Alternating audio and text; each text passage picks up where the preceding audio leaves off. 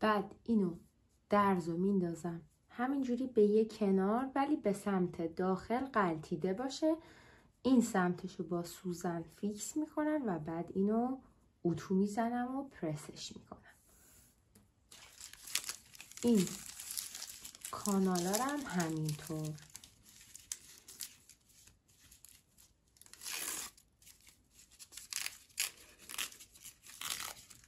تک تک کانالا رو اینجوری سوزن میزنم و اتو میکنم. ببینید درزشو، این درز این شکلی افتاد. اینم بندای روی سرشونه است. اینم اون یکی دوتا کاناله. اینا همه اتو شد. اینجا رو ببینین، این کانالا رو که میخوام بذارم، درز من به یه سمت اتو کردم، احساس کردم اینجوری درز قوی تر میشه. بعد این کانالو به این صورت این طرفشو میذارم کنار اینجا و میدوزم. ببینین اینو دقیقاً کنار درز قرار گرفته. به این شکل این دوتا رو میدوزم. بعد از اینکه کانال‌های برش پشت و کارشو انجام دادم، حالا باید تیکه مربوط به آستر رو برش بزنم. الان این روی پارچه است، اینجا پشت آستر هست. الان انگار پشت به پشت قرار داده شده. حالا باید دور تا دورش رو قیچی کنم. حتما تو پارچه هایی که این مدلیان لختن، حالت ارتجایی دارن، با الگو چک کنید. ببینید من اینجا الگو میذارم، ببینم مثلا تیزی اینجا درست قرار گرفته. بله، این پایینش رو میبینین، این پایینش رو الان دست نمیزنم، این دیگه اضافی پارچه است که باید برش بخوره. توی این مرحله به خاطر اتو، به خاطر دوختن این کانالا، این پارچه یه ذره تکون خورده دیگه. ببینید این طرفم چک میکنم، این طرفم درسته. این وسط دیگه چون خط صافه نیازی به چک کردن نداره. حالا میام چند تا سوزن فقط بهش میزنم که فیکس باشه. وزنم میتونم قرار بدم، فرقی نمیکنه.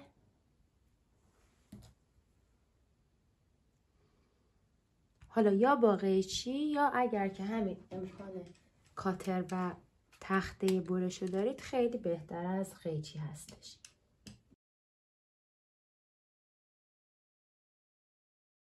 خب ببینید اینجا رو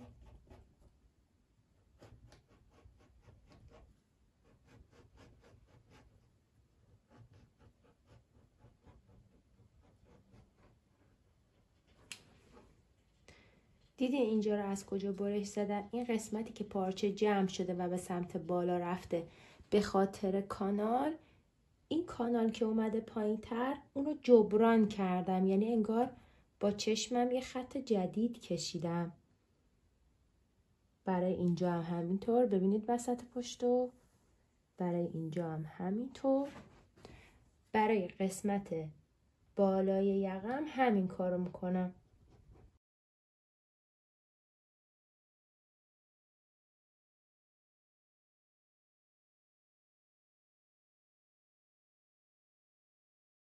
خب پس قسمت سجاف پشتم برش زدم. حالا سجاف یا آستر دیگه، ببینید به این شکل میشه. خب حالا توی این مرحله سوزنه رو برمیدارم،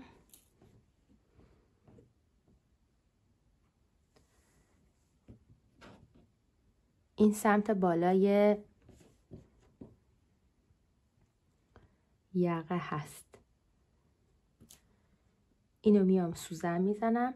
الان باید اون حلقه و تیکه‌ای که برای بند سوتین هست اینجا کار گذاشته بشه و اون تیکه اوریبی هم که گفتم برای قسمت یقه لازمش دارم الان باید اینجا بیارم و استفاده کنم ازش. ببینید تیکه پشت و جداگونه با آستر قلفتی میکنم، تیکه پیشم جداگونه با آستر قلفتی میکنم، بعد درز پهلو رو میگیرم، به خاطر اینکه این شکلی اگر حالا بعد از اینکه کارم تکمیل شد اصلا مشتری اومد کارشو ببره، احیانا کنار کار نیاز به تنگی یا گشادی داشته باشه، وقتی که اینجوری میدوزین خیلی راحت میتونین کارتون رو از درز پهلو تنگ و گشاد کنید، نیاز به شکافتن ندارید. خب میبینید من الان دارم چه جوری اینو سوزن میزنم به اون تیکه زیر.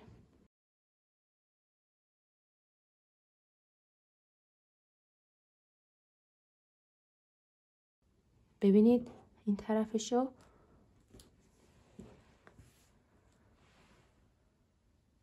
این مقدار کمی پارچه رو من جبران میکنم و از همین خط جدید آستر 1 سانتمو درز میگیرم. خب حالا برم اون تیکه‌ای که مربوط به بند سوتیانی برای پشت آماده کنم و اینکه اون نوار اوریبامو اتو بزنم و به شما هم نشون بدم. ببینید این تیکه اوریب هست که باید برای دوخت یقه ازش استفاده کنم. 3 تا سوزن زدم بهش، اینجا رو ثابت کردم. موقع اتو کاملا میگیرم میکشمش و اینو قشنگ بخار اتو بهش میزنم، طوری که بعد از این مرحله دیگه کش نیاد. ببینید الان این، حالا چون یه دستی دارم فیلم برداری میکنم، الان این یه حالت کشسانی داره. بعد از اتو دیگه این حالت رو نداره و باریکتر شده. ببینید الان این پهناش انقدر بود ولی ببینید چقدر باریک شد. دیگه هم اون حالت کشسانی رو نداره، یعنی وقتی بکشمش کش نمیاد. الان من دارم میکشمش، دیگه اون حالت کشسانی رو نداره. وقتی هم که میخواین اتو بزنین قشنگ این طرفش که ثابته این برش رو قشنگ کامل بکشین، همینجوری کشیده نگه دارین. وقتی اتو زدین حتما روش پرس بذارین. این بنده رو من یکم باریکتر کردم، یعنی به پشت دوباره برگردوندم و یکم باریکترش کردم. اینا 2 تا تیکه داره، این برای قسمت پشت، این برای قسمتیه که بندی که به قسمت پیش وصل میشه از این رد میشه.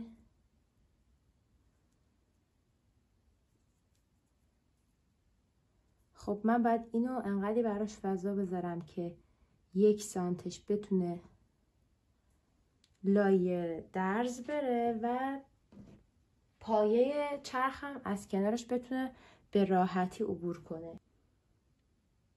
خوبه.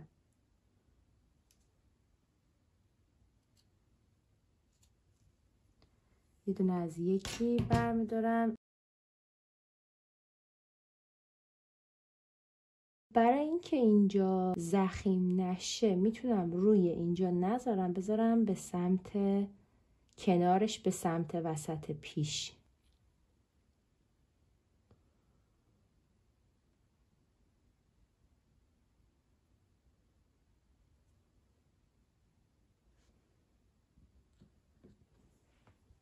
اینقدر ظریفه. خب ببینم از کدوم بند بریدم. از این بند حالا ببرم.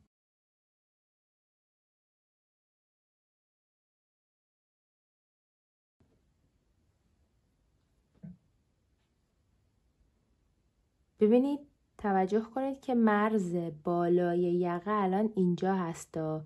این قسمتی که پایین رفته نمیم اینجا بذارم و 1 سانت داره از لب اون مرز محاسبه میشه.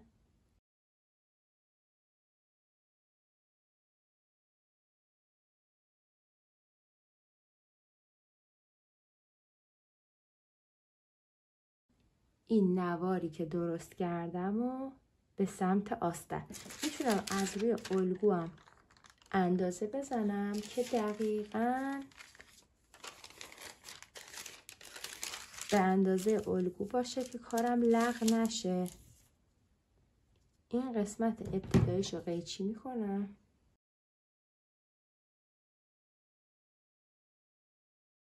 وسط پشت 1 سانت و نیم بوده دیگه جای درزش. ببینه قشنگ با دستم یه ذره نوار رو میکشم. این از اینجا تا اینجا، دوباره از اینجا یه ذره قشنگ بکشینش، چون این میخواد یقه پشت رو جمعم بکنه. ببینید تا اینجا.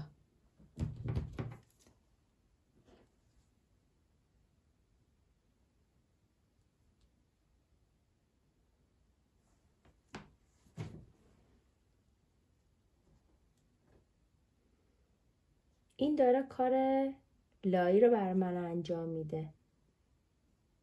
پس تو پارچه حریر من نمیام لایی بزنم.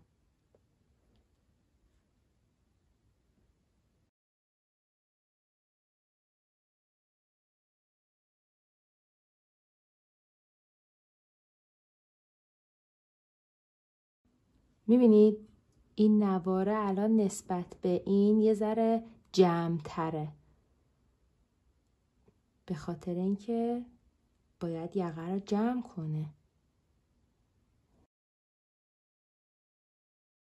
این از این. برای قسمت پیش هم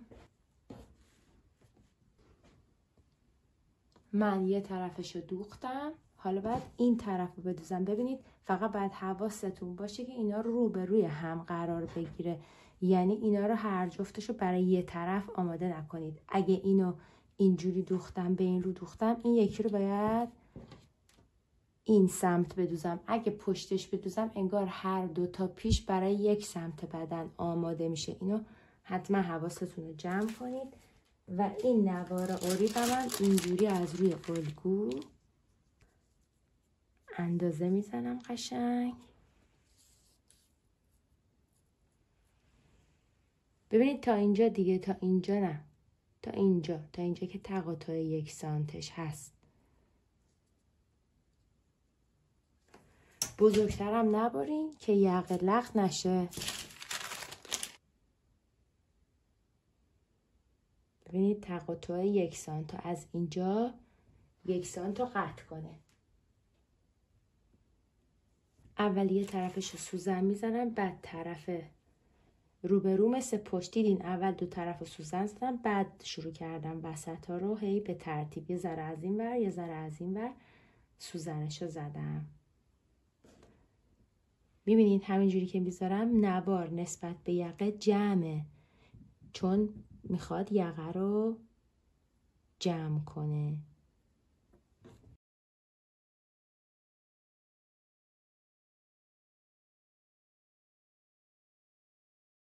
برم یه سانت چرخ کنم اینا رو. ببینید این قسمت من دوختم از روی نوار 1 سانت. ببینید از پشت یه جاهای از 1 سانت کم داره، نگاه کنید مثلا این جاها کم داره، ولی معیار من اون ادیتی هست که بعد از برش آستر انجام دادم. این خیلی مهمه. این مراحل شما تو مسیر تکمیله لباس باید حتما رعایتش کنید. خب ببینید این الان این سمت، اینم این سمت، این چپ و راست جلوه.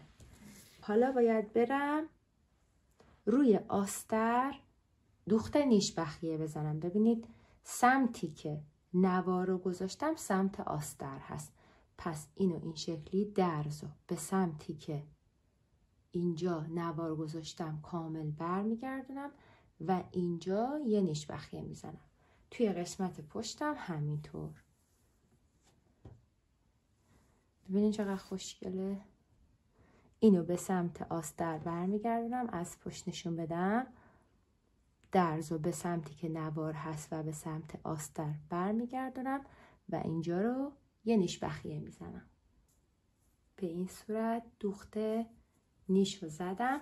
بعد از این مرحله درزو یکم باریکش میکنم. اگه سوالتون اینه چرا قبل از این مرحله درزو باریک نمی کنی، جوابم اینه که اگه درزتون باریک تر از 1 سانت باشه، دوخت نیش مخصوصا تو بعضی از پارچه ها خیلی سخت میخوره. یعنی اون درز که باید از زیر برگرده که دوخت نیشو بزنین سخت برمیگرده. بهتره که 1 سانت جای دوخت بذارید، 1 سانتتون رو چرخ کنید، با همون نیش بخیه رو بزنید و بعد درز رو کوچیک کنید.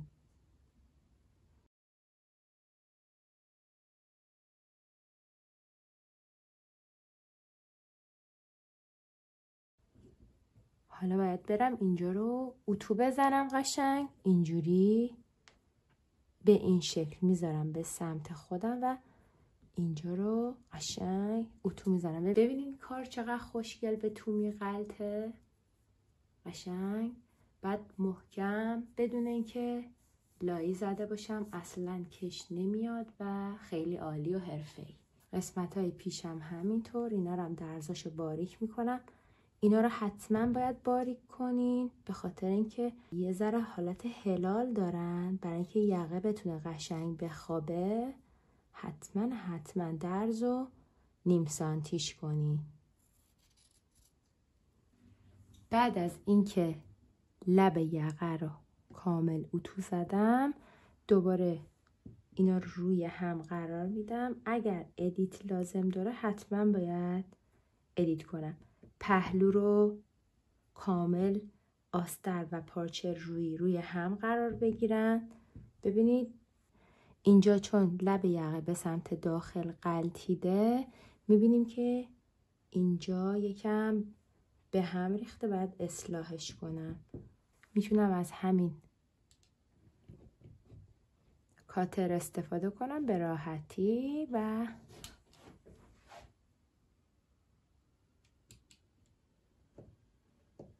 ادیتو انجام بدم.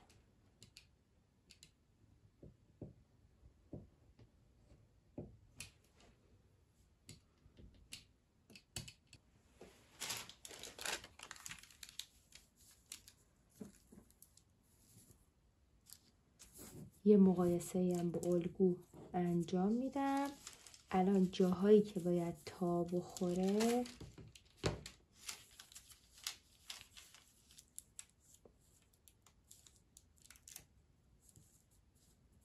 طبق الگو یکی اینجاست،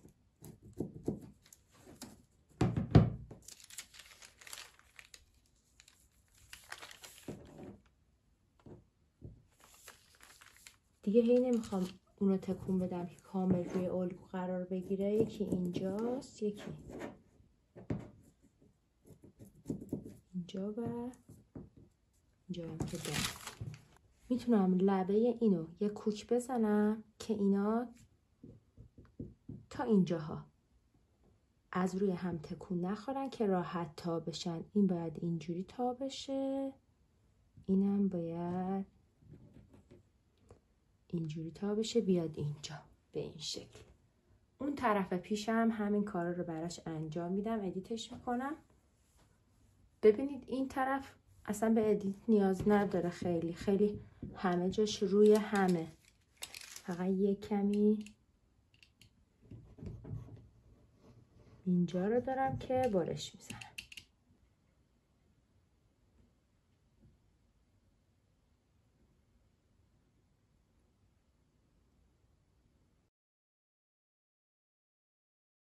خب الان یعنی ما سجاف کردن یقه چپ و راست رو یه جورایی داریم یاد میگیریم دیگه. پس فهمیدیم که تو یقه چپ و راست اول لب یقه باید با سجاف یکی بشه.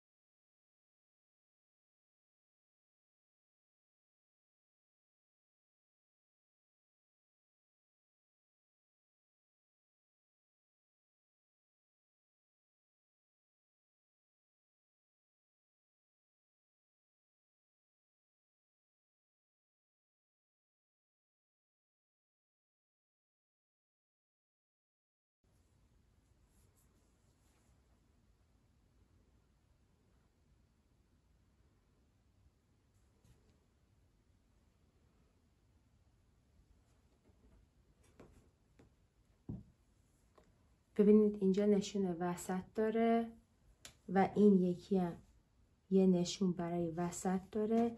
این دوتا رو باید روی هم قرار بدم. اینا به این شکل روی هم قرار میگیره و اینکه راست روی چپ میاد سمت راست بدن. این الان دست راست منه، سمت راست روی چپ قرار میگیره. یعنی این اگه پوشیده بشه، این شکلی پوشیده بشه، سمت راست روی سمت چپ قرار میگیره. این پیلیارم حالا بهتون میگم چجوری خط بندازیم.